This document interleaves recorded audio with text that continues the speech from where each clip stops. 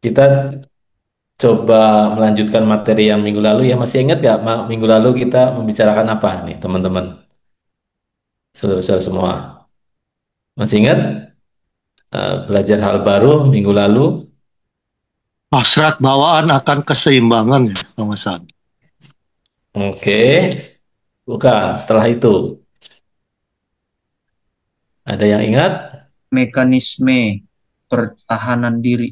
Ya, divine mechanism ya. Oke.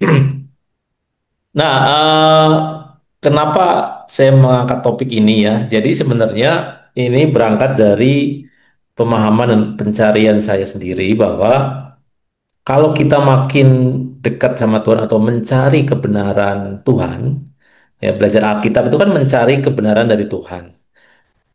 Bicara tentang spiritualitas, bicara hubungan dengan Tuhan, itu sebenarnya satu konsekuensi yang wajib ya sebagai tanda bahwa kita itu sungguh-sungguh mengenal Tuhan apa, teman-teman? Bahwa benar-benar kita itu belajar Alkitab itu bukan cuma teori tapi ngerti, tanda bahwa kita memang mengenal Dia, mengenal kebenaran itu apa? Sebenarnya ada di mana? Tahu nggak? Perubahan hidup, Perubahan. pikiran, perubahan pola pikir dan perasaan. Ya. Itu hasil akhirnya ya. Tentu apa namanya karakter kita harus berubah seperti Kristus ya, itu hasil akhirnya. Tapi apakah itu proses yang cepat atau sesaat atau yang dalam waktu singkat itu bisa mencapai perubahan karakter itu? Tapi Seumur ada satu step dulu sebelum perubahan karakter itu apa? Karena kalau kita tidak mungkin berubah karakternya kalau step ini nggak dilewatin gitu. Benar nggak? Coba sekarang jadi orang Kristen berapa tahun?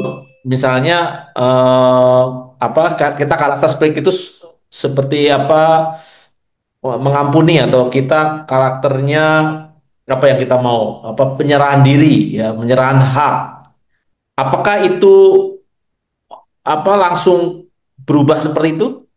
Langsung yang tadinya kita mungkin emosional, suka marah-marah dan apa ya gampang terpicu terus setelah belajar lu langsung berubah?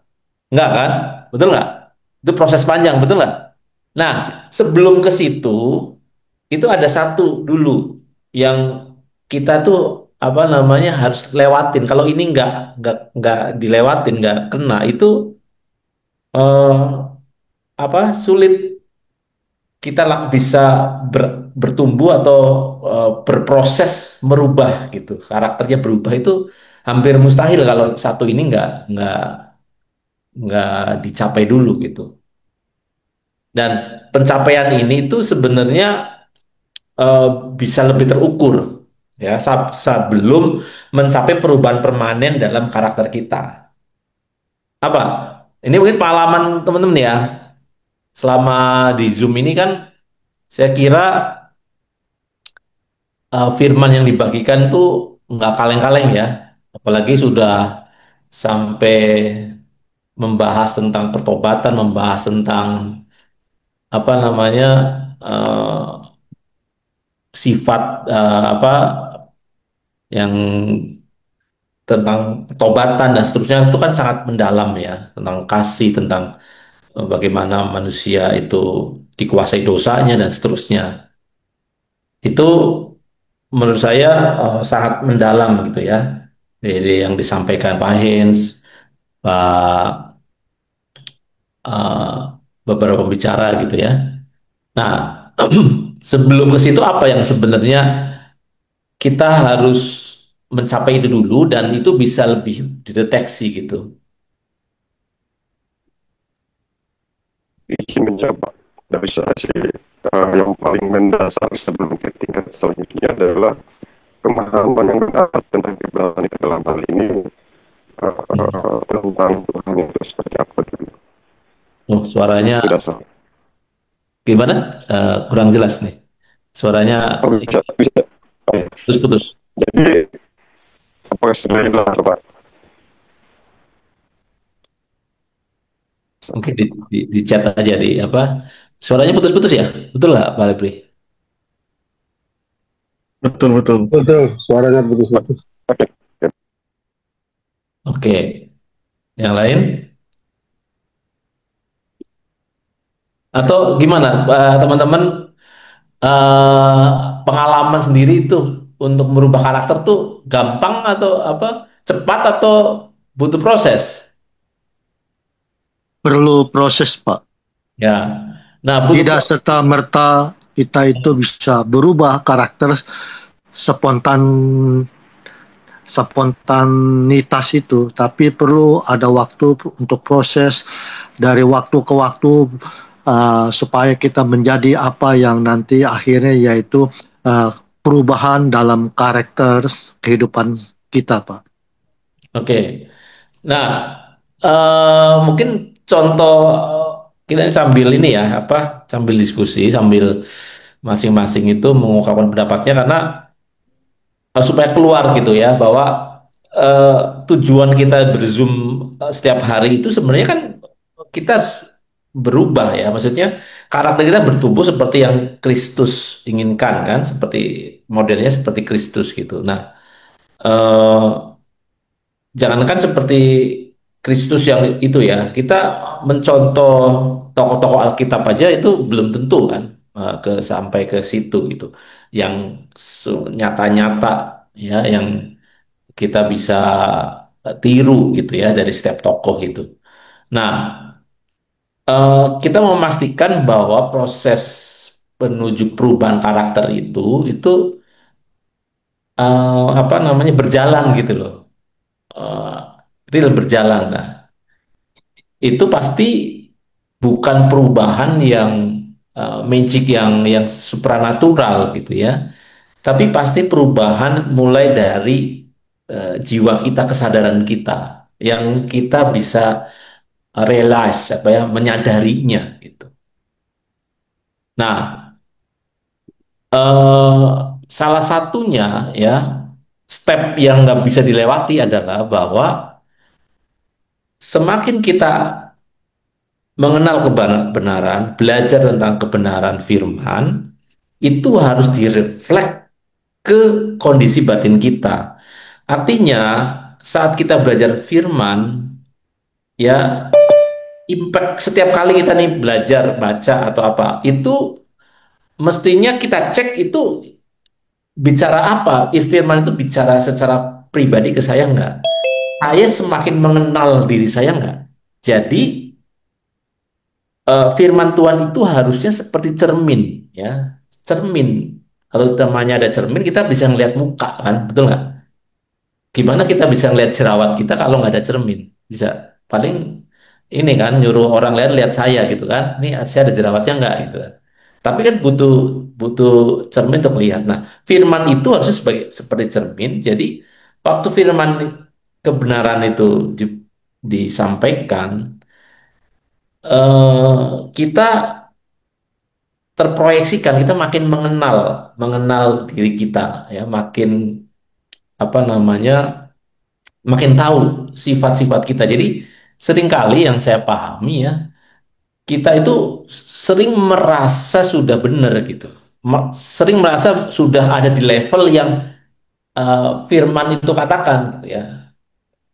Apa bersungguh-sungguhlah kalau engkau mengasihi, engkau murah hati apa seperti uh, yang ada di Alkitab ya, untuk memikirkan apa yang baik, yang kudus, yang berkenan, uh, tentang banyak hal gitu ya, tidak perlu khawatir dan seterusnya. Eh, Kesalahan kita yang paling umum adalah kalau kita mendengar firman ya atau ke gereja itu merasa bahwa kita sudah ada progres gitu.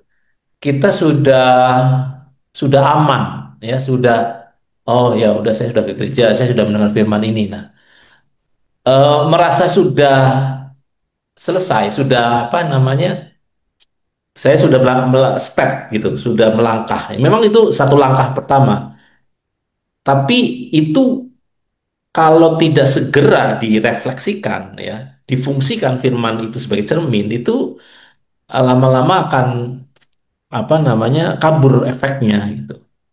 Ya, seperti orang dengar apa mendengar guru mengajar, kita sedang belajar di depan ada pengajar atau pengkhotbah yang mengkhotbahkan, itu penelitian menunjukkan bahwa setelah mendengar khotbah itu, pelajaran itu 30% hilang gitu. Istilahnya nggak akan langsung berkurang, langsung nggak ada dalam ingatan kita. Kemudian besoknya sudah mungkin tinggal sedikit lagi gitu. Jadi waktu kita mendengar firman itu eh, menurut saya kita harus segera mengkorelasikan dengan kondisi batin kita. Ya ini saya kemana ya? Jangan sampai ya kita waktu firman bicara A kita sudah merasa oh kita sudah A di situ ya bahwa apa firman mengajarkan bahwa kita nggak boleh sombong, tidak boleh tinggi hati dan seterusnya. Mungkin secara umum, wah saya bukan orang sombong nih, saya ini orang yang rendah hati gitu. Nah, seringkali seperti itu kan, ya seringkali kita mengidentifikasikan ya dengan firman yang kita dengar. Padahal banyak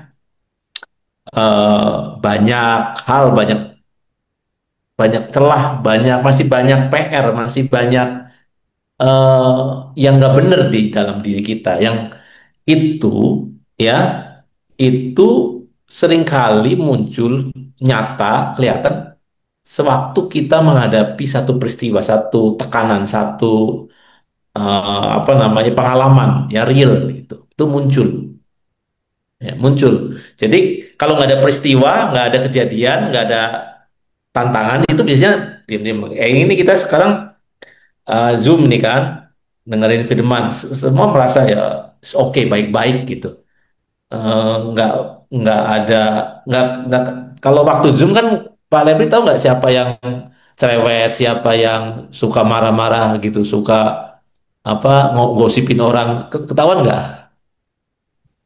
Ya, mungkin Pak Lebri yang udah lebih kenal nih ya teman-teman di sini ya. Kalau saya kan nggak terlalu detail ya. Tapi kalau cuma di Zoom ini kelihatan nggak? Semua kan anteng-anteng ini kan orang Kristen yang baik kan, betul nggak? Nah, tapi akan muncul aslinya itu kalau apa? Bisa nggak cerita? Pak Lepi mengenal tim apa anggota Zoom ini di mana biasanya? Saat Zoom atau saat apa? Sebaiknya kita orangnya masuk sini. eh apa?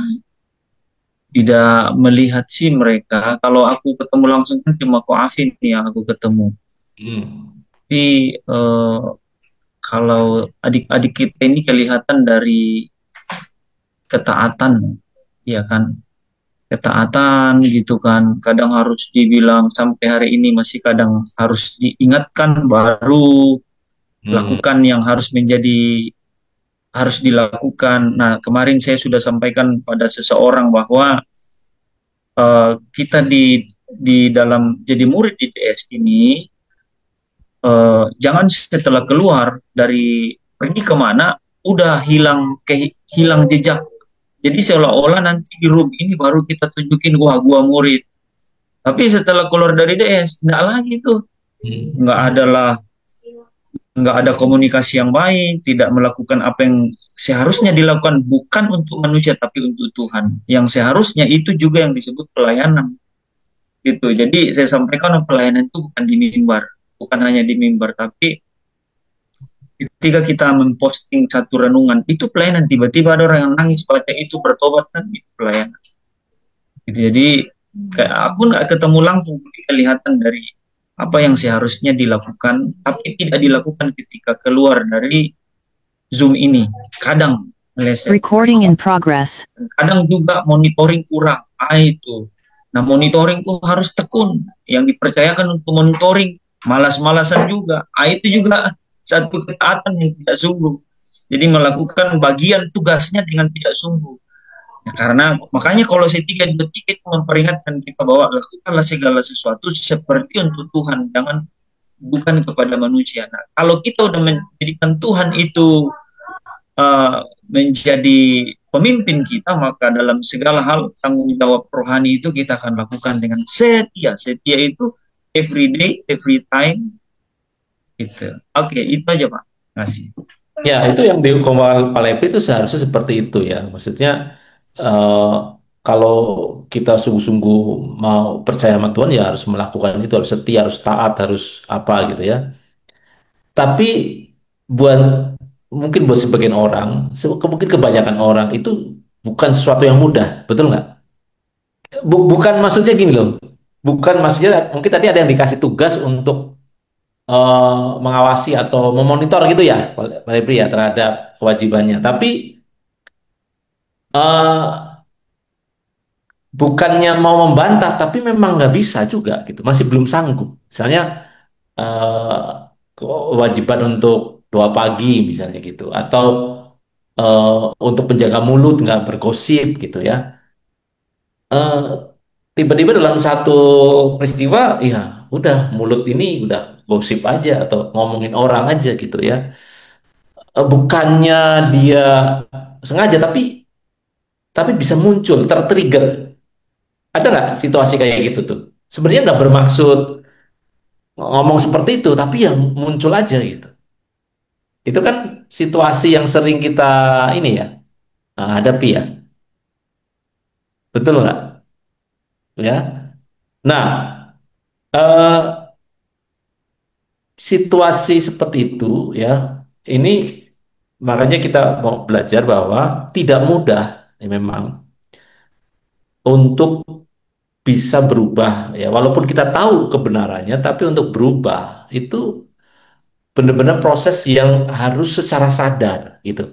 Jadi gini, harus secara sadar setiap hari, setiap saat menyadarkan diri bahwa ini saya mau berubah nih, saya eh, harus mengenali ya respon yang ada dalam diri saya. Jadi tadi pertanyaan saya di awal, apa yang harus dilakukan supaya memastikan ya karakter itu kita bertumbuh, berubah. Salah satunya adalah stepnya adalah kita mengenali respon-respon otomatis kita, respon otomatis yang muncul akan setiap peristiwa gitu. Misalnya kalau ini eh, terus terang saja nih ya, kalau kalau saya misalnya mungkin nggak ketahuan bahwa eh, kalau saya ditekan itu apa namanya akan reaksinya negatif atau marah atau apa gitu ya. Nah, nggak kelihatan. Tapi waktu saya bawa mobil gitu, terus ada yang apa tiba-tiba nyerempet atau motor terutama itu bisa reaksi spontan itu muncul apa namanya kemarahan muncul gitu ya. Tadinya sih tenang-tenang aja, tapi itu muncul. Nah, reaksi spontan ini ya, reaksi spontan dalam banyak hal nanti kita lihat ya. Itu seringkali memang satu mekanisme pertahanan diri, divine mechanism, mekanisme pertahanan diri untuk apa? Menyeimbangkan jiwa kita. Sesuatu yang mengganggu keseimbangan tuh kita meresponnya untuk langsung menyeimbangkan. Nah, sayangnya respon otomatis kita itu masih belum sesuai kebenaran, sebelum sesuai yang Tuhan mau gitu, sesuai standar dari firman Tuhan. Nah, kita belajar divine mechanism itu sebenarnya mengenali respon-respon otomatis kita kalau mengalami satu peristiwa yang nanti kalau kita lihat itu memang happen apa terjadi setiap hari, setiap saat gitu. Ya, ini respon ini seringkali bukan kita sengaja ya, tapi itu eh, adanya ketidakseimbangan dalam diri diri kita dan sebenarnya respon ini eh, bagian dari survival mode ya. Manusia itu punya survival mode ya untuk mempertahankan diri ya. Contohnya aja gitu, misalnya ibu-ibu yang anaknya apa namanya sedang bawa anak terus ada dikejar anjing gitu ya. Itu yang tadinya dia nggak bisa lari, dia bisa lari gitu. Extraordinary gitu ya. Dia mengeluarkan respon pertahanan diri. Dia mekanisme pertahanan dirinya muncul sehingga larinya bisa lebih cepat. Ngalamin nggak? Saat ada situasi genting itu kita bisa kayak punya tenaga ekstra gitu ya.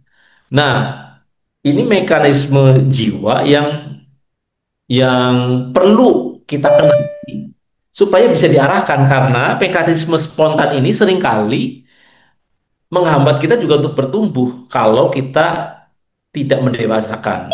Seringkali tidak dewasa gitu. Ya, seringkali kita tidak menyadari sehingga kalau kita nggak menyadari, gimana kita mau membetulkan ya, mau apa namanya mematikan ini dan mengganti dengan yang baru gitu. Pak, mungkin saya kepikir caranya itu kita udah belajar bahwa ada otak di bawah sadar dan ada otak sadar. Mm-mm. Jadi ya saya melihat eh, satu teladan dari mentor kita. Jadi memang tingkat kesadaran itu harus harus diaktifkan setiap saat. Karena saya melihat kalau kita renungkan kan kadang karena kita tidak sadar, tidak berjaga-jaga ceritanya bahasa Alkitab. Mm. Sehingga kita kadang jadi ketolongan gitu kan. Alas atau tiba-tiba melakukan hal yang seharusnya tidak kita lakukan karena tidak sadar Mm. gitu. Contoh nih lagi Zoom, tapi tidur.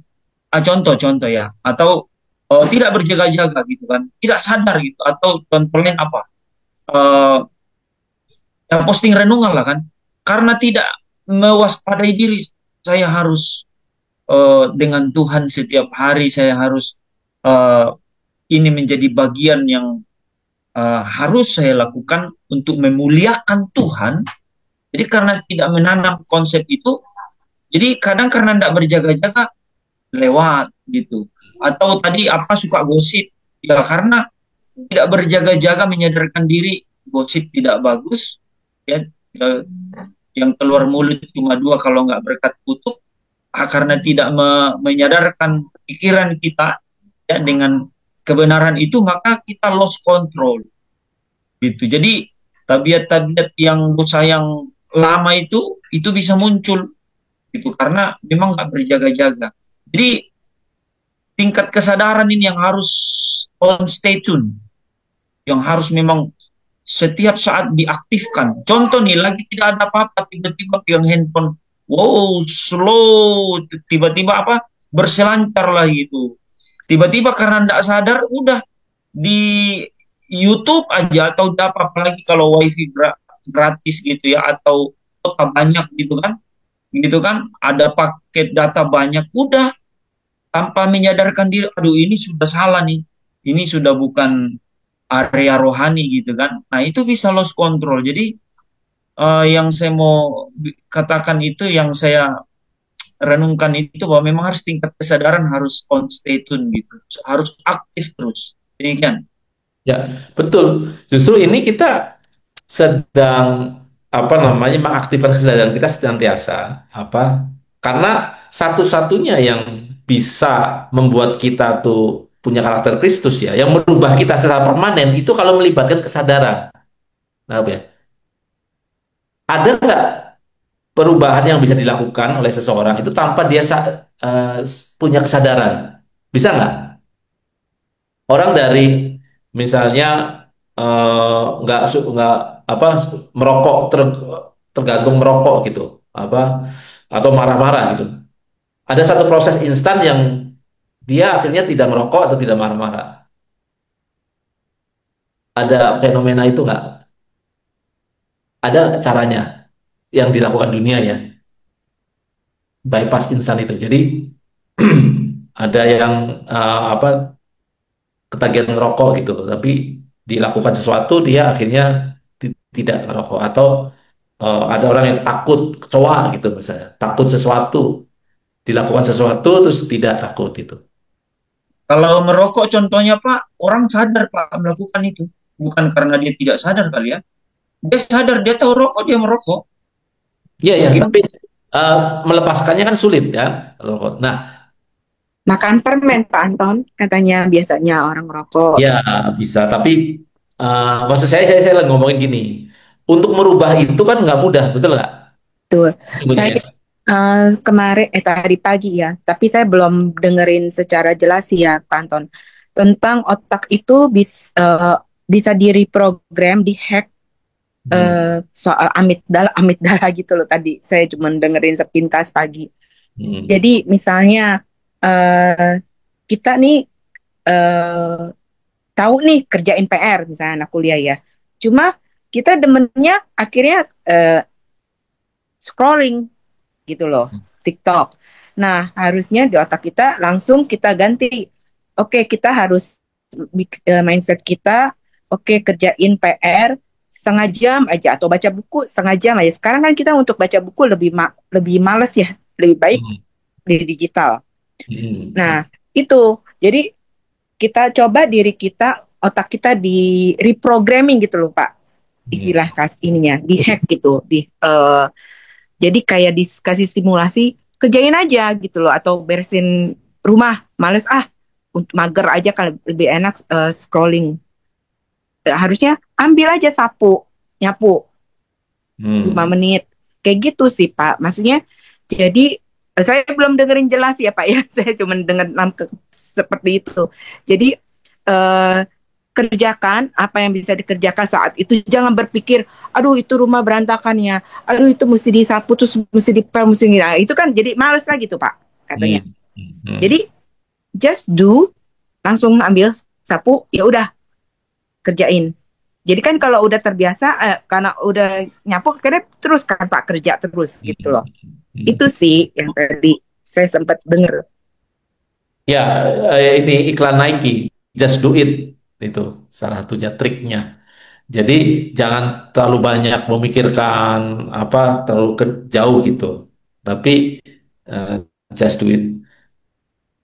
Jadi memang eh, karena perubahan karakter itu suatu yang nggak mudah, maka kita perlu sungguh-sungguh. Jadi sebenarnya ya memahami kebenaran firman dan menerapkannya itu satu pekerjaan yang jauh lebih sulit daripada pekerjaan mencari uang di dunia atau mencari kekayaan gitu.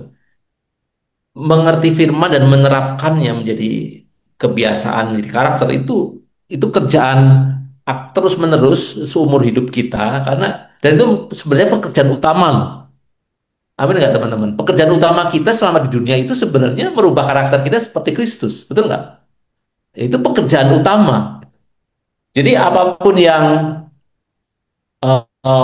kita lakukan harusnya ujung-ujungnya harus di situ. Nah, yang saya tadi bilang bahwa perlu kesadaran dari diri kita secara terus-menerus untuk merubah ya, merubah satu karakter itu menjadi permanen. Perlu. Tapi ada cara juga yang nggak perlu itu bypass.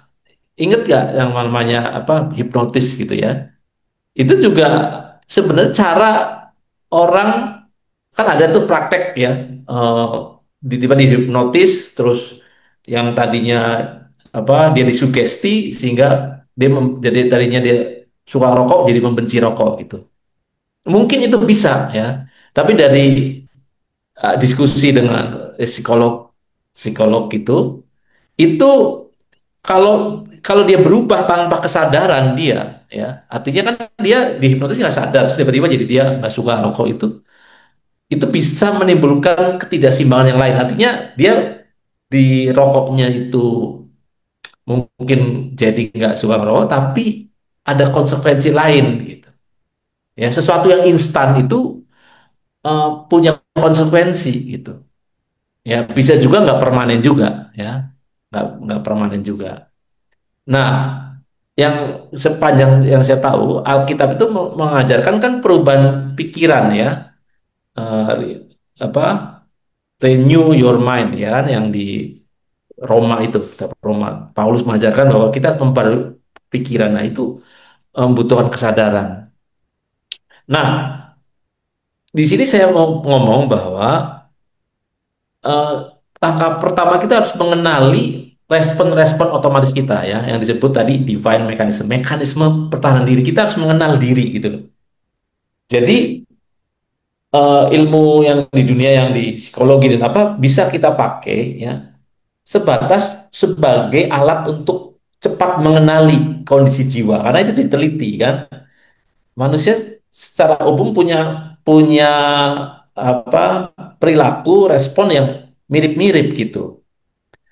Nah, tapi yang karena kita belajar firman Tuhan yang nggak boleh ditiru adalah cara penyelesaiannya. Cara penyelesaian terhadap respon yang masih belum bagus itu adalah kita tetap ikuti cara yang diajarkan di Alkitab. Ya, karena nanti kita lihat ada perbedaan ya dalam dalam menangani itu. Yang kita mau belajar adalah menyadari apa namanya respon-respon yang muncul gitu loh. Dan ini kita harus sadari bahwa itu it's happen ya. Even saya yang mempersiapkan ini aja sering menyadari oh ini saya respon defense mechanism saya di sini ya gitu. Refleksnya seperti ini ya masih masih itu ya. Nah itu harus punya kesadaran untuk segera mengenali. Nah kalau sudah mengenali, oh ini muncul nih. Nanti seperti seakan-akan tuh ada dua saya gitu loh, Pak. Ini saya yang sadar yang tahu kebenaran, terus saya yang lain nih yang tiba-tiba ada perasaan lain, ada situasi hati yang lain yang muncul. Kita bisa mengenali ya sebelum itu menjadi dosa, menjadi perbuatan tuh kita bisa mengenali perasaan yang muncul. Misalnya soal iri hati gitu ya.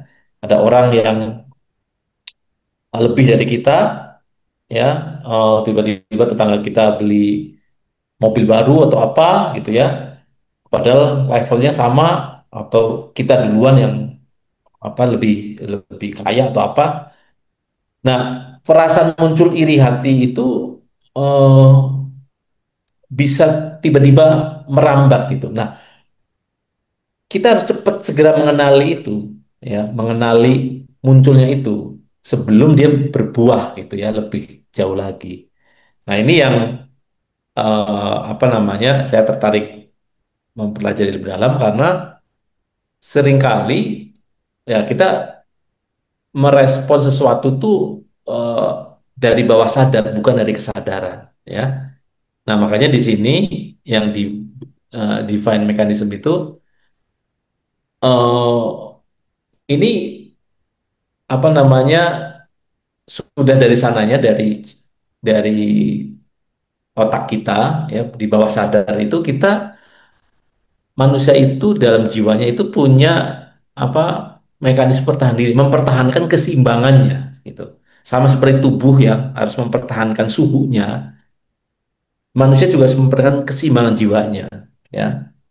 Mempertahankan keseimbangan jiwa itu apa namanya supaya kita tetap bisa waras ya tanda kutip ya, supaya bisa tetap tenang gitu. Nah, sifatnya ada tiga nih, otomatis bekerja di bawah sadar tanpa kesadaran penuh. Tujuannya itu protektif sudah melindungi ego dari ancaman rasa sakit. Nah, dan adaptif ya, membantu jiwa bertahan dalam situasi sulit. Ini sebenarnya mekanisme natural yang dimiliki manusia. Ya, nah, ini harus dikenali dan harus ditingkatkan. Karena ini hanya survival mode, tidak growth ya, tidak tidak untuk pertumbuhan. Kalau kita mau bertumbuh tadi perubahan karakter, ini harus dilewatin ya, jangan hanya survival mode. Nah, kita lihat ya, contohnya ya. Yang kemarin ya, kita mulai dari Adam gitu kan, Adam dan Hawa. Ini apa namanya respon-respon otomatis dia, begitu dia melakukan dosa dia menutup diri ya, menutupi rasa malu ketelanjangannya, terus bersembunyi, menarik diri gitu. Karena ada ketidakseimbangan setelah dia melakukan dosa ada ketidakseimbangan di sini ya waktu Adam melakukan ini mungkin dia nggak menyadari bahwa itu respon yang salah respon yang apa bisa menghancurkan gitu ya Jadi salah satu cara untuk kita bisa bertumbuh, kita kenali sejak dini gitu ya, mengenali respon-respon otomatis kita. Kalau saya sebut divine mechanism mungkin agak terlalu nggak ini ya, nggak familiar ya. Tapi di dunia psikologi itu ini hal yang sudah dipelajari, umum dipelajari gitu ya. Nah, kita lihat ya salah satu contohnya, eh, penyangkalan, denial ya, denial itu apa, mekanisme ini gimana? Ini bekerja dengan menolak atau mengabaikan kenyataan yang terlalu menyakitkan atau mengancam untuk terima. Jadi ada respon otomatis untuk mengabaikan, mendinai gitu ya, mendinai. Ya, contohnya ada orang yang perokok berat, ya, mungkin ya diagnosa dokter dia kena eh, penyakit paru gitu, ya, atau mungkin ada kanker paru tahap awal. Dia bisa mendinai, otomatis mendinai dengan berkata, ah, ini hanya batuk biasa, saya merasa sehat-sehat saja. Ya, dan tetap melakukan kebiasaan merokoknya. Dia mendinai, otomatis mendinai kenyataan yang apa, yang menyakitkan. Karena ini menyakitkan kan, diagnosa dokter itu menyakitkan. Dia mau mendinai. Jadi kalau eh, kita satu saat ya dalam ada peristiwa itu mendinai kebenaran yang kita tahu bahwa itu kebenaran atau kita mendinai, nah jangan-jangan kita masih di defense mechanism ini ya, kita di situasi masih mengandalkan survival mode kita untuk melindungi secara temporary sebenarnya, ini bukan permanen ya. Perlindungan temporary saja ya. Kemudian rasionalisasi, ini juga paling sering ya, rasionalisasi ya. Nah, misalnya nih yang mahasiswa nih, contohnya gimana kalau mahasiswa merasionalisasi ini? Misalnya mendapat nilai ujian jelek gitu ya, ujiannya jelek nih, dapat D gitu ya. Sebenarnya karena dia nggak belajar sebenarnya, nggak rajin belajar ya. Tapi dia mencoba merasionalisasikan dengan berkata gimana? Soal ujiannya sulit karena belum pernah diajarkan gitu. Atau dosennya sentimen saja sama saya, yang dikeluarkan yang waktu saya tidak masuk misalnya gitu. Ya wajar saja saya gagal. Nah itu contoh respon rasionalisasi orang ya, karena dia tidak mau mengakui alasan sebenarnya, sehingga perilaku dia dirasionalkan, diberikan alasan kuat ya untuk membenarkan, ya, membenarkan diri, membenarkan perilaku kita gitu. Padahal sebenarnya perilaku kita memang jelek gitu ya, memang salah gitu. Tapi ke- karena kalau kita mengakui itu menyakitkan, kita sering melawan itu dengan namanya rasionalisasi. Gitu. Ya, contohnya apa lagi?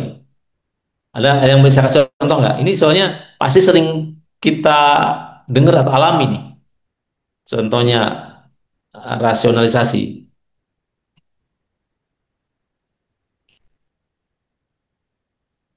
Ada yang bisa kasih contoh? Misalnya ini, eh, orang yang apa namanya kondisi keuangannya sulit ya, lagi bahwasanya tidak ada budget lebih lah untuk membeli HP baru misalnya. Tiba-tiba ini ada HP keluaran baru. Nah, dia pengen sekali beli ya, terdorong oleh banyak hal misalnya gengsi dan seterusnya. Nah, dia coba merasionalisasikan pembelian itu dengan dengan berkata apa? Oh, ini untuk investasi jangka panjang untuk membantu saya lebih produktif ya. Padahal gadget yang lama masih bisa sebenarnya. Ya, ini eh, apa kondisi jiwa yang punya konsumerisme ya, sifat konsumerisme ya, intinya di situ ya, tapi coba dirasionalisasikan. Nah, kalau kita mengambil waktu ya, saat teduh itu sebenarnya mencoba mendeteksi gejala-gejala itu gitu ya. Jangan-jangan perilaku kita itu sebagian dari defense mechanism kita sendiri sendiri yang belum matang gitu ya, yang belum didewasakan. Ada Ada respon saya di mau kasih kolom contoh chat, nggak? Pak. Ya, Di kolom chat tadi ada respon. oh ya kolom chat ya. Berarti perilaku pembenaran diri dari kasus mahasiswa itu masuk dalam kategori rasionalisasi. Ya, mana mana yang mana Paling bawah, Pak. di bawah ya. Oh, udah aku boleh. Iya, dia dapat nilai D atau E gitu kan. Eh, dia tidak mau melihat kenyataan itu, tapi mencoba merasionalisasi kegagalannya dengan alasan lain, misalnya apa dosennya nggak fair gitu. Oh, apa soalnya itu nggak pernah diajarin, nggak pernah apa dapat latihan jadi kayak gitu. Ya wajar lah saya jelek lah, wong dosennya aja apa bikin soalnya ngawur gitu misalnya. Nah, kalau kita apa mencoba membenarkan diri dengan itu, nah itu hati-hati, itu kita masuk defense mechanism jiwa kita yang masih ada, yang masih terbawa nih ya, akibat dosa bawaan, dosa natur dosa kita, kodrat dosa kita tuh ke sini gitu ya. Terus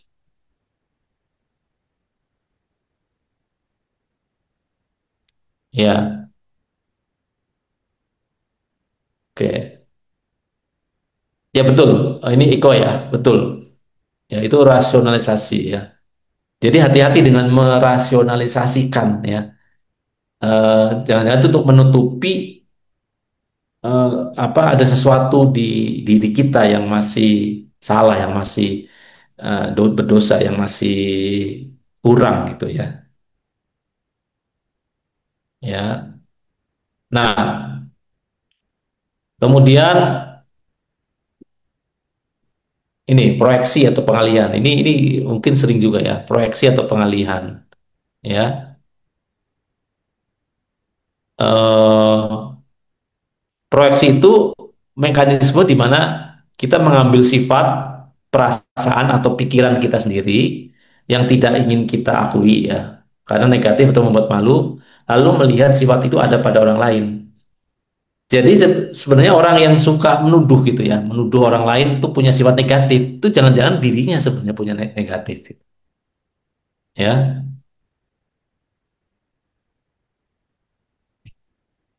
Misalnya orang ini sebenarnya punya punya sifat iri hati ya, punya apa namanya, jiwanya tuh kotor di sini, iri hati ya. Dia suka iri dengan kesuksesan orang lain ya. Alih-alih dia mengakui bahwa dia punya rasa iri, dia malah berkata orang itu yang dia iri ini tuh sombong ya. Wah, dia tuh beli mobil makanya pamer-pamer gitu. Dia memproyeksikan perasaan negatifnya itu, seolah-olah yang punya negatif itu temennya sombong gitu, padahal dia yang iri ya. Nah, ini proyeksi. Jadi saya yang punya perasaan negatif sebenarnya, yang jiwanya yang masih negatif tapi diproyeksikan ke orang lain, jadi orang lain yang negatif. Ini kenapa dibahas ya, karena apa, ini happen gitu ya. Ini nanti akan menuju lama-lama apa, bibit-bibit perpecahan di pelayanan di gereja itu ya, karena defense mekanisme orangnya nggak diberesin gitu ya. Mekanisme pertahanan dirinya masih mengambil bawaan, masih mengambil bawaan kodrat dosa gitu ya. Nah, tadi betul nih Iko bilang, salah satunya nanti ya rahasianya apa? Mengakui ya, apa, keterbukaan, mengakui terhadap diri kita sendiri dan kepada Tuhan ya, bukan ke orang lain ya. Orang lain nanti mesti lihat konteks ya. Tapi mengakui kelemahan kita, mengakui bahwa ada yang salah, yang masih kurang, itu poin pentingnya sebenarnya ya. Kalau memang buruk, jelek harus kita akui, harus terima. Jangan memoles gitu ya, memoles ya.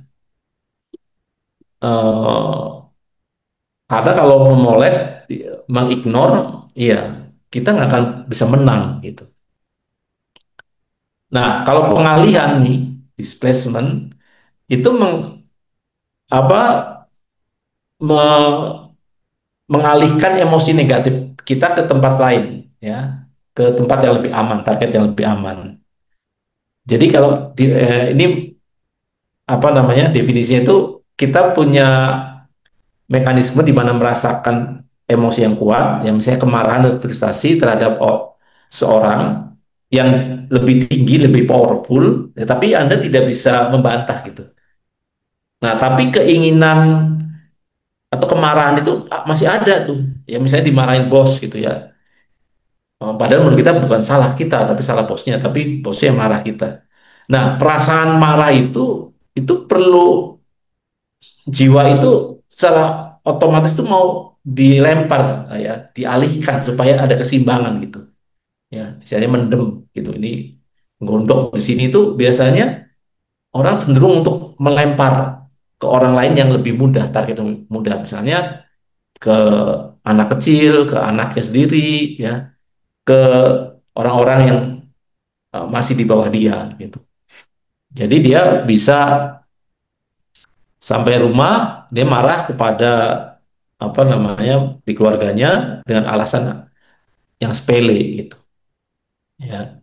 Nah, ini kita mesti hati-hati nih kalau kita tiba-tiba seperti itu ya, melihat wah ini kita defense mechanism kita tuh masih buruk gitu ya, masih belum benar ini. Nah, ya contohnya gini lah, contoh yang kelihatan tuh kalau kita apa namanya mungkin ketinggalan kunci atau mobil gitu ya, atau uh, kecolongan sesuatu ya, kita kadang kan nendang meja gitu kan, spontan itu kesel gitu. Nah itu sebenarnya pengalihan ke benda mati gitu ya. Kalau kesel kita tuh nendang atau apa, itu sebenarnya bentuk defense mekanisme kita untuk menjaga keseimbangan. Jadi kita lihat bahwa setiap jiwa manusia itu selalu pasti membutuhkan keseimbangan, ya. Keseimbangannya ini ke hal-hal yang nggak seharusnya, ya, ke tadi ke berbagai aspek gitu ya, yang Ada pertanyaan Pak di kolom chat. ya. Lantas apa alat ukur yang bisa memberi kita sebuah kesimpulan bahwa orang tersebut sedang melakukan tindakan rasionalisasi? Bukankah hal tersebut tidak sepenuhnya bisa diukur karena sifatnya abstrak? Mohon dijelaskan. Eh, mungkin dari Iko maksudnya abstrak gimana, rasionalisasi abstrak. Jadi memang ini sifatnya subjektif memang ya. Perlu kejujuran diri bahwa ini sebenarnya rasionalisasi yang benar ya. Rasionalisasi kan berargumentasi ya, memberi alasan ya. Ini alasan yang kuat yang benar atau alasan untuk menutupi ya kelemahan kekurangannya atau sifat negatifnya ya. Eh, contohnya yang tadi yang mahasiswa yang dapat nilai jelek itu tadi kan, ya mungkin betul misalnya dosennya itu memberikan soal yang belum pernah diajarkan dia itu ya, bisa, kalau memang itu kejadian bisa aja kita merasionalisasikan gitu, tapi seringkali ya itu kebablasan rasionalisasinya. Mencoba yang nggak bagus itu adalah rasionalisasi yang menutupi kelemahannya dia gitu. Dia tidak mengakui kelemahan dan coba dirasionalisasikan ya. Jadi mungkin bukan sifatnya abstrak tapi sifatnya itu subjektif ya, subjektif menurut menurut kita sendiri. Jadi perlu kejujuran diri sendiri gitu, diri kita ya. Karena apa namanya? Karena kita punya pemikiran ya, kita ya kadang memainkan pikiran kita sendiri. Nah, yang berbahaya itu apa sebenarnya? Yang berbahaya ya, sehingga orang tidak bisa mencapai pertumbuhan karakter ya, dia sering tertipu oleh dirinya sendiri, ya, kan asupan berbagai hal, lingkungan, dan sebenarnya dia kadang tertipu, dia merasa bahwa oh yang benar saya gitu ya, yang orang lain itu salah. Ini saya nilai jelek ini karena gurunya nggak bisa ngajar sih, sehingga eh, nggak jelas sayanya, jadi saya nilai jelek gitu ya. Eh, apa jadi memang perlu kejujuran, tapi makanya ini kan karena kita bicarakan, makanya kita wake up kan, sadar kan ya. Ya, intinya seringkali kita tuh memang cenderung menutupi diri, kelemahan gitu, karena nggak mau dianggap jelek gitu ya. Apalagi kalau di lingkungan yang tidak sehat, lingkungan manusia-manusia yang uh, apa nah, masih kodrat dosanya kelihatan sekali ya. Jadi kita mau di situ juga kelihatan tidak mau dianggap rendah dan seterusnya ya. Nangkap nggak ini, Iko?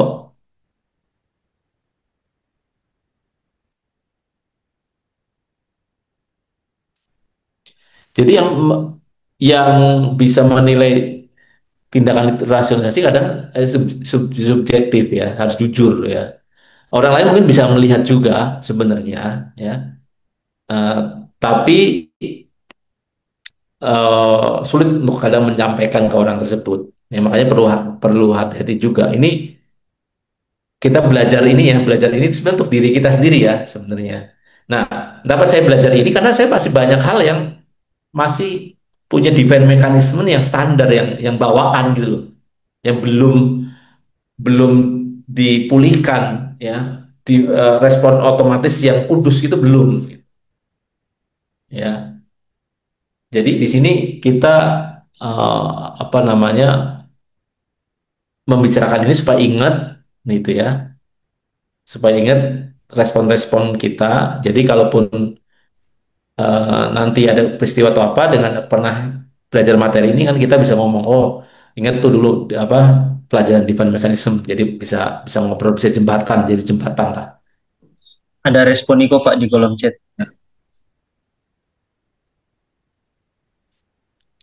Berangkat dari bahwa setiap ucapan manusia tidak serta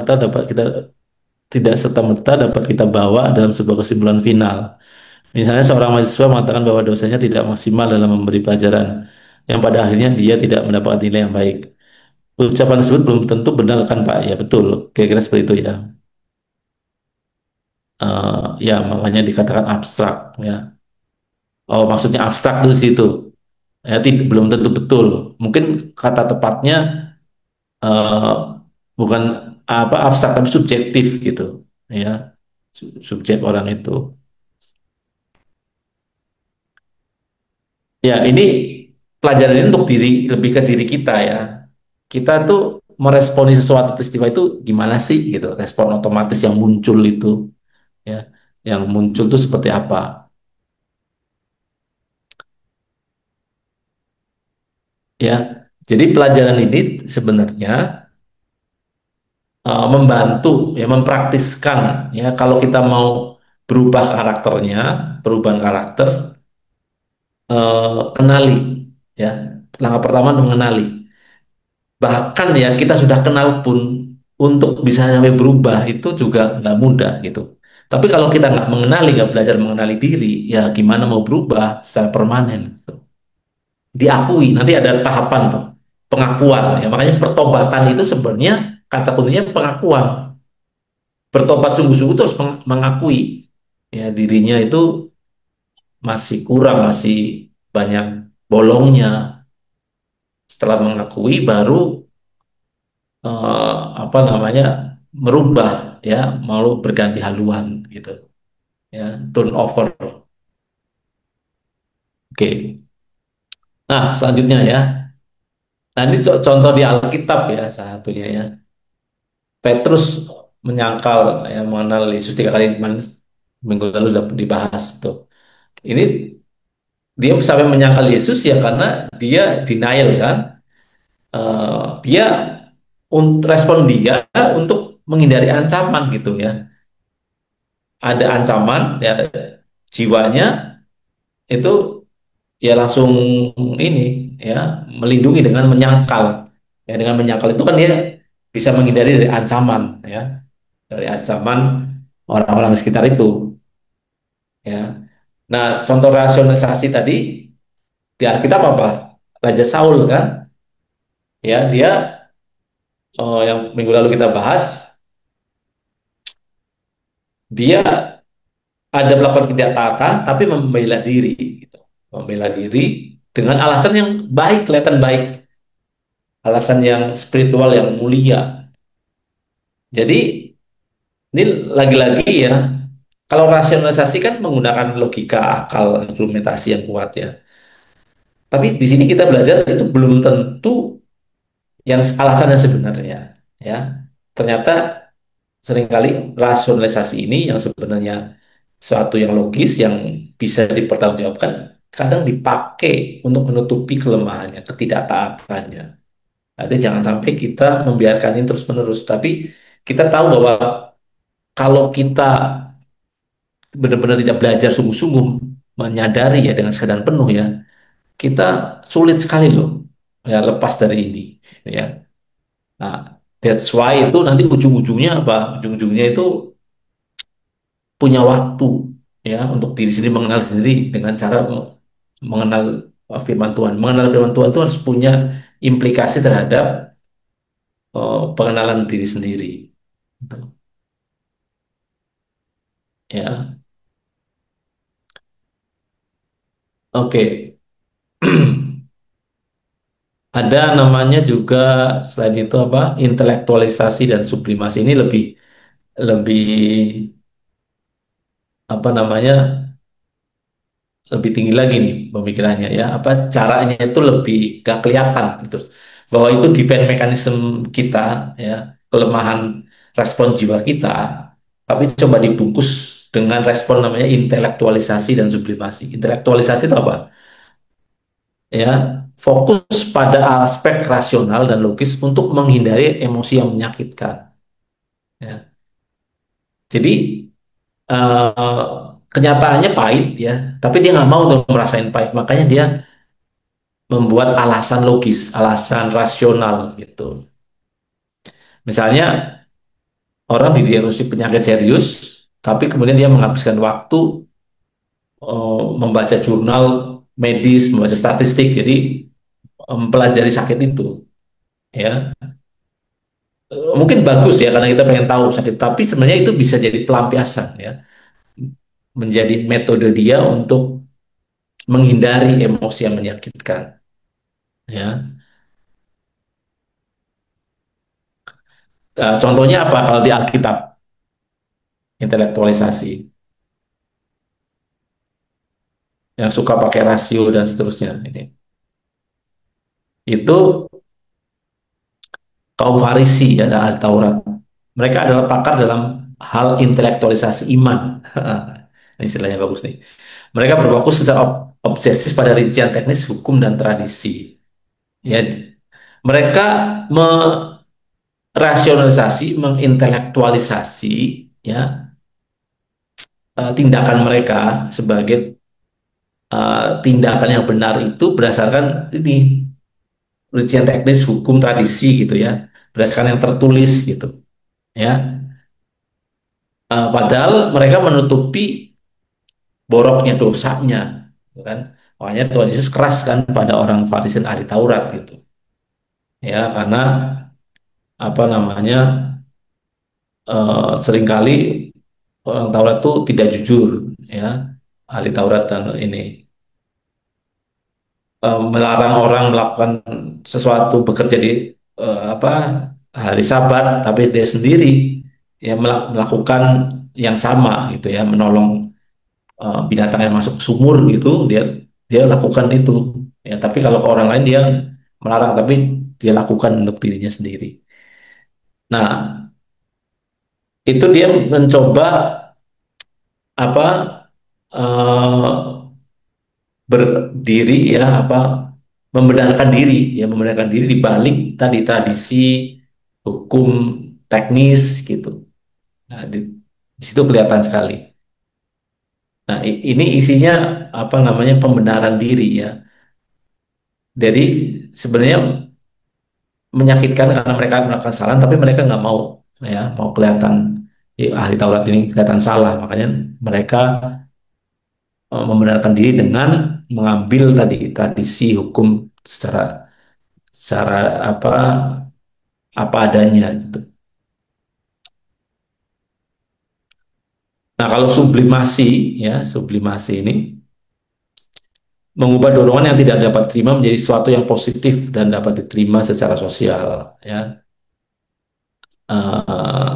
Ini sublimasi ini apa namanya? Contohnya ini kalau orang punya agresi tinggi ya, punya adrenalin tinggi, maunya sukanya punya energi lebih ya, dia salurkan menjadi atlet tinju gitu. Nah, ini sebenarnya defense mechanism masih yang masih tidak merusak, masih masih bagus gitu ya, sublimasi. Jadi dia mengubah dorongan negatif menjadi sesuatu yang lebih positif. Nah, seringkali jadi kalau orang menjadi atlet tinju atau apa itu ya eh, pasti kadang gini, setiap tindakan kita yang kelihatan itu ada behind-nya, ada alasan sebenarnya yang hanya kita sendiri tahu sebenarnya, orang lain nggak tahu tapi kita tahu.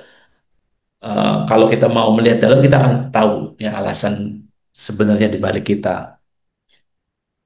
Contoh Alkitab itu ini Rasul Paulus kan, ya sebelum pertobatan dia memiliki semangat yang tinggi, energi yang besar gitu ya untuk menganiayai jalan Tuhan kan, mengenai jemaat ya, jalan Tuhan dia aniaya, ya dia energinya besar. Tapi setelah dia bertobat, bertemu Kristus di Damsik, nah kekuatannya, energinya itu dia alihkan, disublimasi ya oleh pertolongan Roh Kudus menjadi seorang misionaris yang paling bersemangat, rasul yang besar, rasul pendiri ya kekristenan itu kan Paulus gitu. Ya, jadi menggunakan tenaganya untuk membangun jemaat. Ya. Nah, ini salah satu sebenarnya divine mekanisme yang baik ya, yang benar.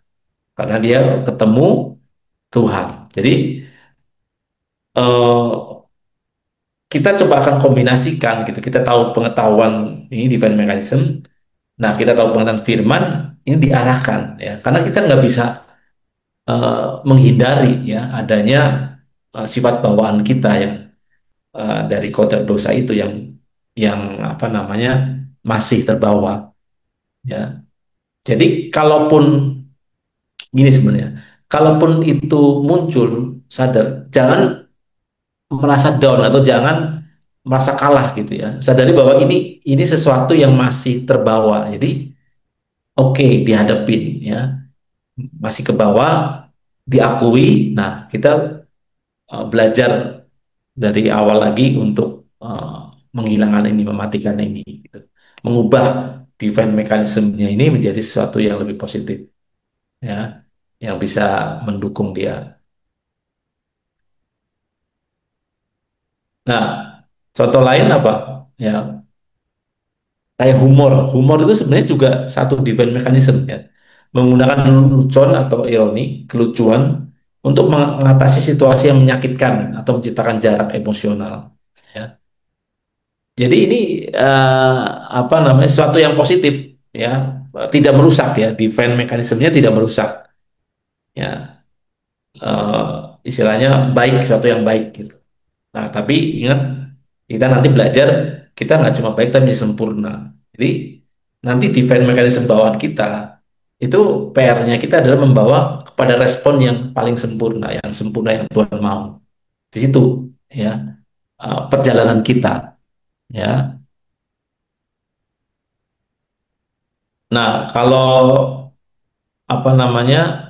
Contohnya itu kalau di Alkitab Nabi Elia ya, Nabi Elia itu dia waktu melawan apa nabi-nabi Baal itu nabi-nabi eh, yang banyak itu ya dalam situasi sangat menegangkan, mengancam jiwa, ia menggunakan sarkasme atau humor yang tajam untuk mengejek nabi-nabi Baal ya. Misalnya mengatakan panggil lebih keras, mungkin dia sedang tidur, tidak perlu dibangunkan dan seterusnya. Ya, humor ini digunakan sebagai senjata teologis dan mekanisme coping ya, untuk menghadapi tadi situasi yang tegang sebenarnya. Ya, nah salah satu ini yang mungkin sering kita lihat dan kita alami sendiri itu defense mechanism yang menarik diri, withdrawal ya. Kalau ada situasi tidak enak yang menegangkan, yang sesuatu yang pokoknya buat kita menyakitkan dan seterusnya, itu kita menjauhkan diri secara fisik, ya, menghindar gitu, menarik diri, menghindari, ya. Nah ini juga kalau kita terus-terusan begini, ya, ini kita menyadari bahwa ini defense kita, ya, reaksi otomatis kita tuh menarik diri. Mungkin dalam kadar tertentu menarik diri, cooling down, ya, itu oke. Tapi kalau tidak apa kitanya tidak berjaga-jaga, ini bisa keterusan gitu ya, menarik diri sampai akhirnya bablas gitu, nggak kembali lagi. Ya, tapi untuk hal yang masih bisa diterima ya sesaat saja, temporary saja sebelum kita kembali ke aktivitas seperti semula. Ya, nah kemudian nah, tindakan defense mechanism yang secara fisik kelihatan apa ini coping ya, kompensasi, compensation. Jadi kalau kita tekanan stres itu biasanya ada orang yang dengan makan ya, stress eating, makan atau tidur. Dia kalau lagi stres, lagi tekanan, untuk menjaga keseimbangan jiwanya tetap dia tidur. Ada yang makan ya, kalau sedikit-sedikit stres apa makan makan itu defense mekanisme bekerja ini secara alamiah gitu ya. Atau tidur, tidur berlebihan ya tentu saja ya, atau membersihkan rumah, beres-beres ya. Nah itu eh, bentuk-bentuk mekanisme pertahanan diri kita untuk tadi menyimbangkan ya. Nah, ini yang apa namanya eh, kita bisa lihat gitu ya bahwa jiwa kita tuh perilakunya seperti itu. Kita sadari nggak sadari ya, ya seringkali gitu kita tuh baru sadar kemudian ya.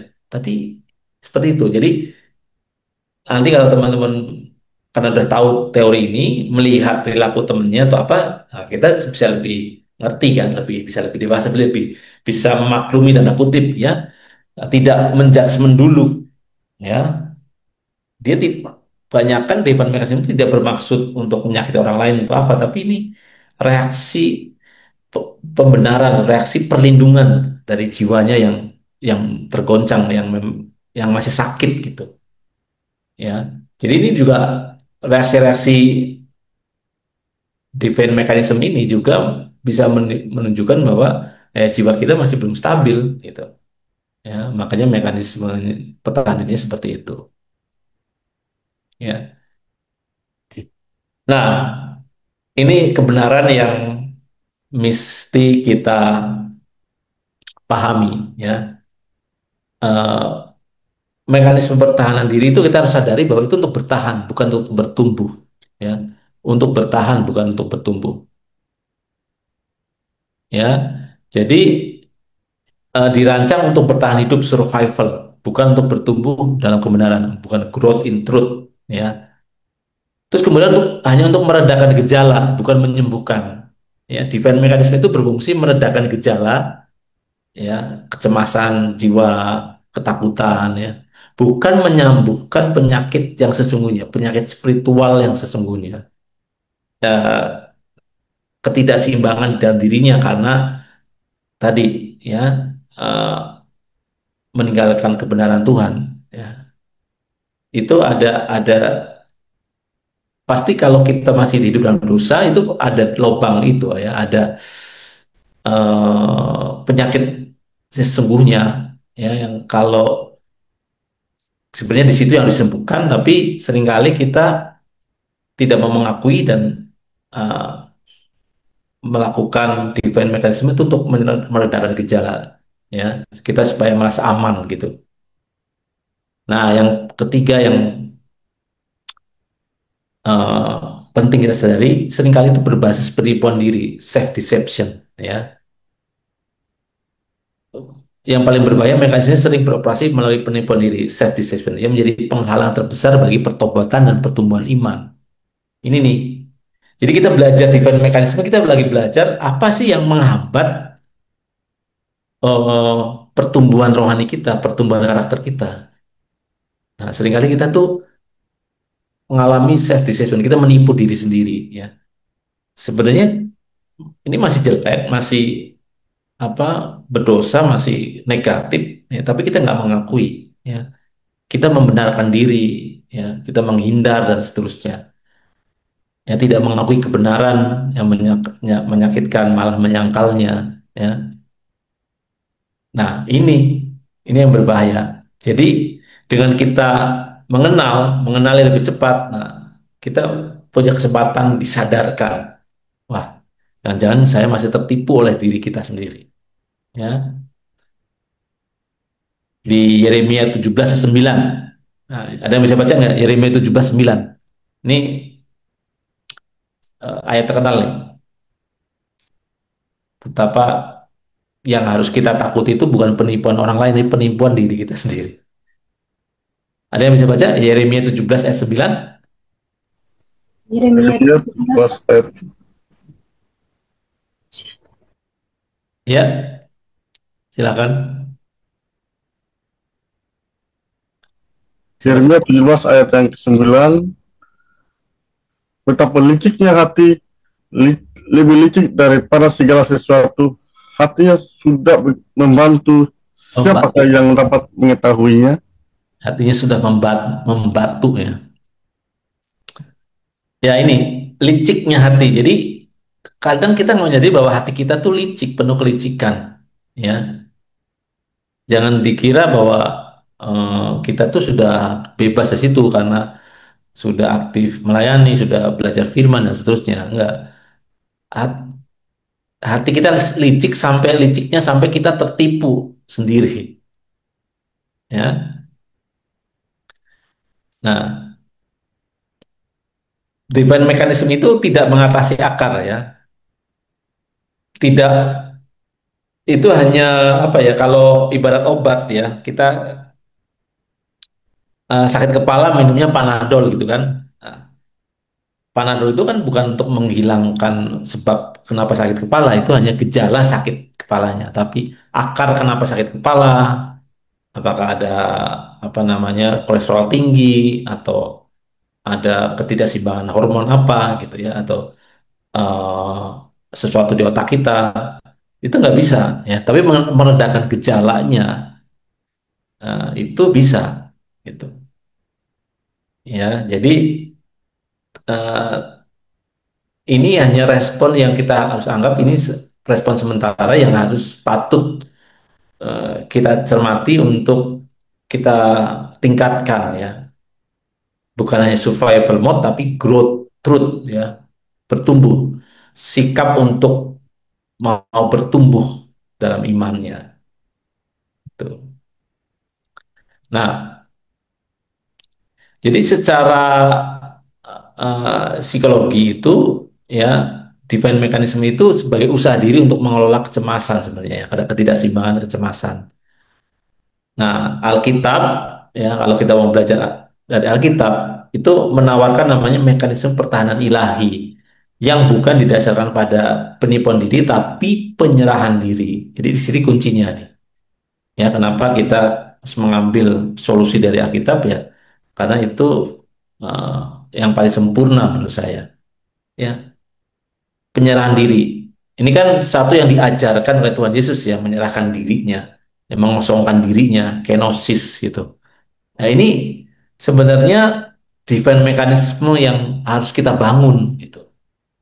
Ya, segala suatu peristiwa apapun terjadi itu harus basicnya harus kita tuh udah menyerahkan diri. Menyerahkan diri artinya apa? Kita tuh sudah tidak memiliki diri kita karena kita sudah ditebus oleh Tuhan. Harusnya kita tuh membangun kesadaran diri bahwa diri kita sudah bukan milik kita sendiri, ya, tapi milik yang menebus kita. Nah, itu tuh kesadaran yang harus terus-menerus dibangun, ya. penyerahan diri, penyerahan hak kita, ya.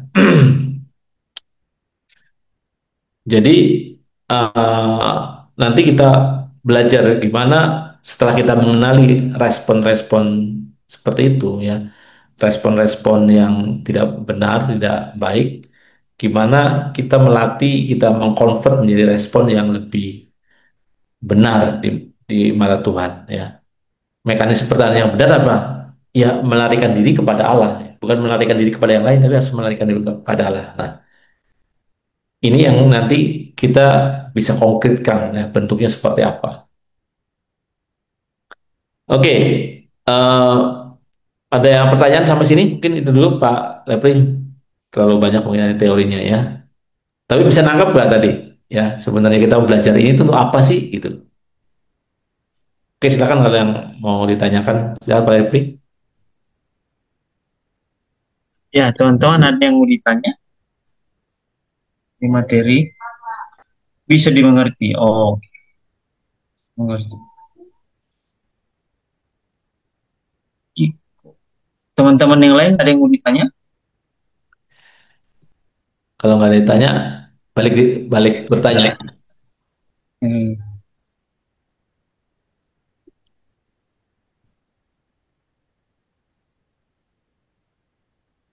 Gimana? Ada teman-teman?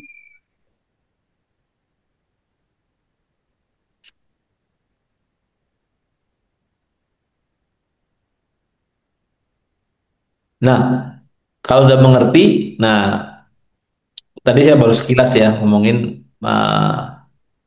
divine mekanisme yang sebenarnya itu melarikan diri kepada Allah itu kan secara abstrak, ya. Nah, secara khusus seperti apa? Ada nggak gimana membangun divine mekanisme yang benar itu, ya? Respon yang benar itu seperti apa? Ya, gimana kita membangun respon-respon yang benar? Ya, respon seperti apa yang seharusnya kita latih gitu? Kalau tadi kan banyak nih respon negatif, ya, respon otomatisnya, ya, denial, proyeksi, sublimasi, nah, banyak tuh kan. Nah, yang seharusnya kita bangun seperti apa sih gitu? Nah, itu mungkin tuh Pak Lipi kalau nggak ada yang nanya, ditanya saja.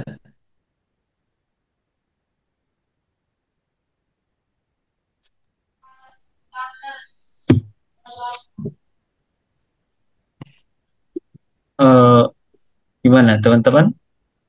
Ada yang mau jawab? Ya, mungkin dari saya dulu. Ya. Ya, Ya, untuk mekanisme pertahanan diri yang benar yang tadi Pak Anton sudah sampaikan bahwa yang benar itu kita harus berlari kepada Allah. Nah, salah satunya bahwa kita harus mengakui kondisi hati kita secara jujur di hadapan Tuhan, terbuka di hadapan Tuhan. Nah, itu yang terbaik daripada kalau kita menyembunyikan dosa, kesalahan, lalu membenarkan diri. Nah, itu kita tidak bisa bertumbuh, tidak ada perubahan di dalam diri kita. Nah, itu mungkin salah satu yang harus kita bangun dari diri kita sehingga kita terus-menerus menyadari akan kondisi hati kita dalam persekutuan kita dengan Allah. Karena perubahan itu datang dari kebenaran firman Tuhan, datang dari persekutuan kita dengan Tuhan. Nah, itu mungkin yang saya bisa tambahkan. Terima kasih. ya betul. Confession, mengakui, ya, mengakui kelemahan, mengakui dosa itu ini betul. Itu divine mechanism yang harus kita bangun, pengakuan, confession, mengakui realitas hati kita, mengakui masih ada monster, ya, mengakui kondisi kita yang masih belum benar. Nah, itu contohnya di Amsal 28:13, ada yang baca nggak? Amsal 28:13 atau 1 Yohanes 1:9, lah, ini yang paling ini, ya. 1 Yohanes 1 ayat 9, ayat favorit nih. Ada yang baca, jika kita 1 Aku yang Yohanes 1 Yohanes pasal 1 ayat 9. Jika kita mengaku dosa kita, maka ia adalah setia dan adil, sehingga ia akan mengampuni segala dosa kita dan menyucikan kita dari segala kejahatan.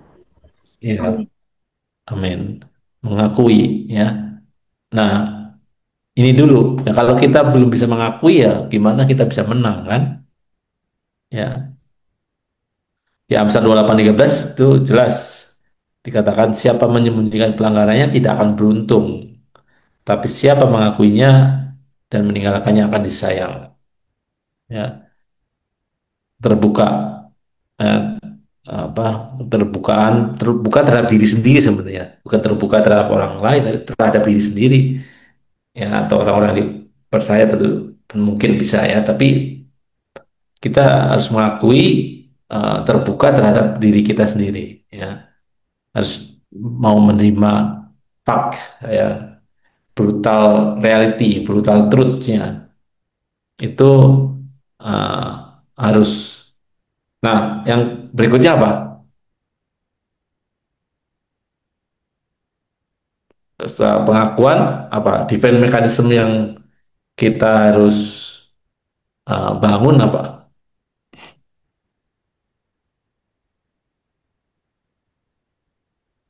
Yang berikut mungkin yang lebih real itu adalah memutuskan meninggalkan hal-hal yang salah yang telah kita akui. Hmm. Eh, ya, itu tindakan konkretnya ya, meninggalkan yang salah itu. Ya, tindakan konkretnya seperti itu.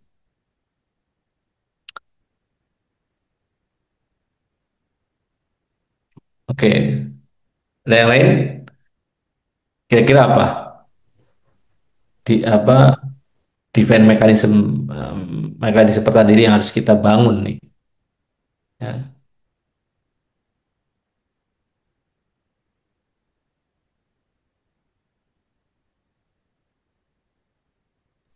Tingkat kesadaran kita harus kita kontrol. Gimana Mira?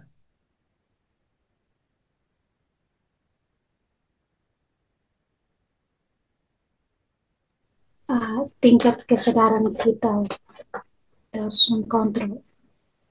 Tingkat kesadaran. Tingkat kesadaran kita harus di di apa? Dinaikin ya.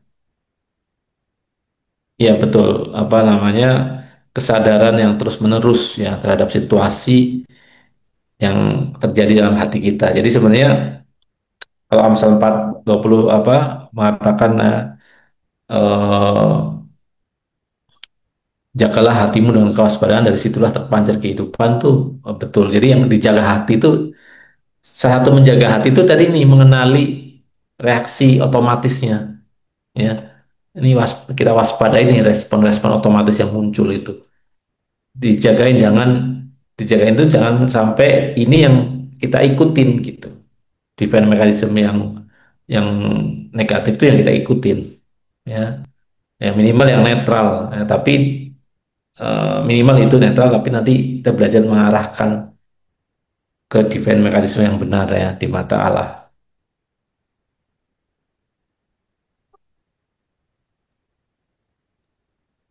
Pak, saya mau nanya Pak mengenai rasionalisasi saya. Rasionalisasi itu kan pengertiannya membuat satu alasan-alasan tertentu, membuat satu alasan-alasan logis untuk membenarkan perilaku yang tidak tepat. Benar nggak Pak? Perilaku yang apa? Rasionalisasi itu membuat alasan-alasan logis untuk membenarkan perilaku yang tidak tepat. Iya, tidak tepat. Ya, ya. Kan? Ya. Nah, kalau bukankah manusia itu kenyataannya begitu, Pak? Realitanya dalam kehidupannya kan biasanya banyak begitu, Pak. Kan, Pak? Tidak orang yang percaya maupun di luar orang percaya, kan, Pak? Nah, Hmm. kalau kalau Bapak melihat dari sudut pandangan Bapak sendiri, bagaimana menilai orang tersebut ini, Pak? Itu kenyataannya banyak loh begitu. Dalam kehidupan kita sehari-hari, kita banyak jumpai orang-orang tersebut begini loh, Pak. Hmm. Hmm. Iya Pak Wafi, apa itu justru kita sedang belajar itu respon otomatis yang umum apa dilakukan orang gitu. Memang Ya, begitu, itu banyak. umumnya seperti itu. Makanya kita harus waspadai, jangan sampai kita ikut-ikutan toh di situ, ya. Makanya tadi yang Pak Tarus bilang, salah satu defense mechanism yang kita harus bangun itu pengakuan, mengakui kelemahan gitu, ya. Kalau rasionalisasi kan sebenarnya nggak mengakui kelemahannya, ya kan? Eh, bahwa itu sebenarnya kesalahan dia, masalah dia, tapi coba dirasionalisasikan ya. Jadi bukan sesuatu yang jelek gitu jadinya. Maunya gitu, dibuat supaya nggak terlalu jelek gitu. Tapi sebenarnya itu menipu, ya, bukan kenyataannya. Gitu. Ya kalau dibilang ini kan umumnya gitu, ya memang ini kita lagi belajar reaksi umum nih, bawaan dosa nih, bawaan kodrat dosa nih kita, ya. Jadi kita harus kenali eh, secara detail supaya eh, kita punya kesadaran diri terus menerus gitu. Ini kan harus istilahnya menjadi pemikiran, jadi apa wawasan kita, ya, supaya kita merenungkan ini terus menerus gitu, supaya nggak terjebak ya situasi yang saling menutupi gitu ya. Karena mau menjaga rasa aman, keseimbangan itu menutupin dosa-dosa yang sudah nyata-nyata. Pak, bukankah kalau orang percaya yang sudah percaya Tuhan Yesus tidak boleh ada hal-hal yang demikian kan Pak? Gimana, Pak Alfi? Agak putus-putus? Kalau kita orang percaya, Hmm. bukankah hal-hal yang seperti yang tadi kita sebutkan itu kan tidak boleh ada dalam diri kita kan Pak? Hmm. Hmm. Ya, jadi kalau kita masih ada di situ, nah itu berarti jangan-jangan kita belum bergerak nih pertobatan kita gitu loh. Nah, apa? Apakah pengenalan kita akan Tuhan Yesus dalam firman-Nya itu belum menghidupi dari segi uh, intelijensi kita atau kita punya mindset Pak begitu? Gimana gimana? Nggak jelas nih. Begini Pak maksud saya. Kalau kita masih memiliki yang seperti kita tadi katakan Pak, apakah orang tersebut Pak tidak tidak bisa melihat dari firman Tuhan yang selalu mengatakan harus begini harus begini? Apakah orang tersebut ini tidak menghidupi dari firman Tuhan yang sudah didengarnya atau dibacanya Pak? Hmm, ya bisa aja memang memang dia tidak dengar-dengar, makanya dia masih melakukan hal yang negatif yang sama kan, Kak Api. Emang ini ini sebenarnya kita belajar ini untuk eh, menyadari ya kesadaran kita tuh makin tinggi gitu bahwa ini ada respon-respon otomatis ya sebagai bentuk defense mechanism gitu yang harus diwaspadai ya harus diatasi ini gitu ya. Kalau menurut Bapak, mekanisme pertahanan diri yang seperti apa yang uh, Tuhan Tuhan itu mau sesuai dengan Alkitab gitu Pak? Nah ini di sini nih ada paling nggak ada tiga ya solusi Alkitabnya itu bukan bukan penipuan diri tapi penyerahan diri. Jadi confession yang pertama kan mengakui ya antithesis dari penyangkalan dan penarikan diri ini pengakuan convention. Daripada menyangkal realitas atau menarik diri, Alkitab memanggil kita untuk datang dan mendekat ya. Yang kedua, daripada Gak kita kelihatan berkata, Pak slide-nya. ya, oh Gak. nggak kelihatan ya, oh, sorry, sorry, belum saya share ya.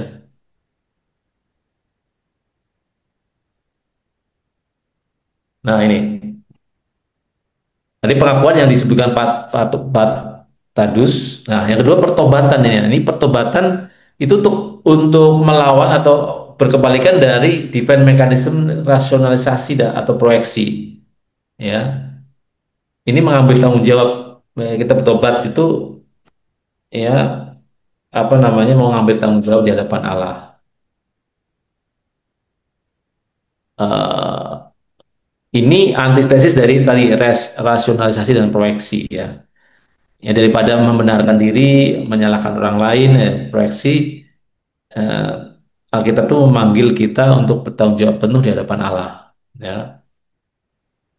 Dibaca di Mazmur 5 ini 51 nih, ayat 3 sampai 4 ya coba. Mazmur 51 3 sampai 4. Baca Mazmur 51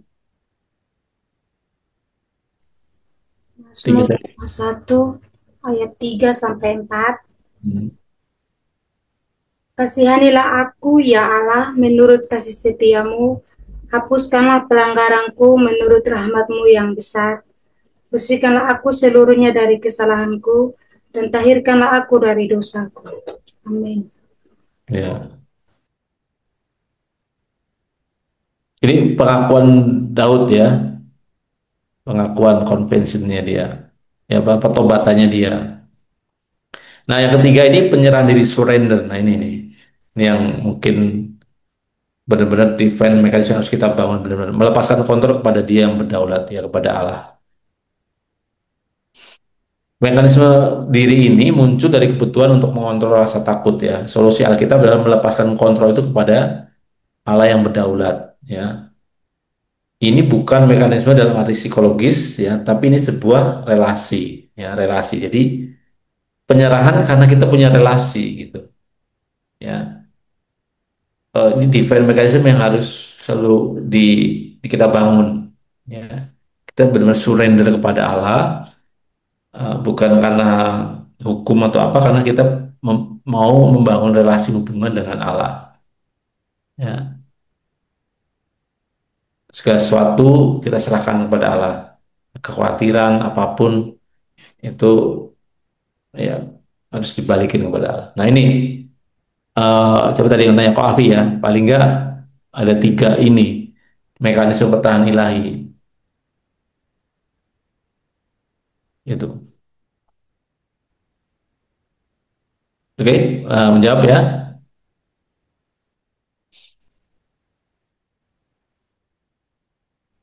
Oke, mungkin itu aja. Jadi kita udah belajar bagaimana respon-respon otomatis kita yang tanpa sadar ya ada di bawah, memang beroperasi di bawah sadar yang muncul dalam setiap situasi.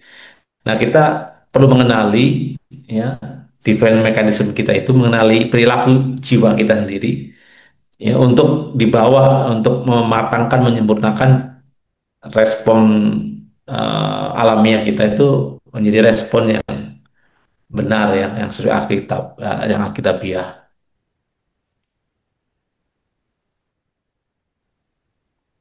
Oke, mungkin itu aja dari saya, Pak Repri. Udah jam 10 ini. Ya, ada yang minta filenya Pak, kalau itu bisa di-share di grup. Oke, saya share ya nanti ya. Oke, teman-teman, kita tutup dengan doa ya.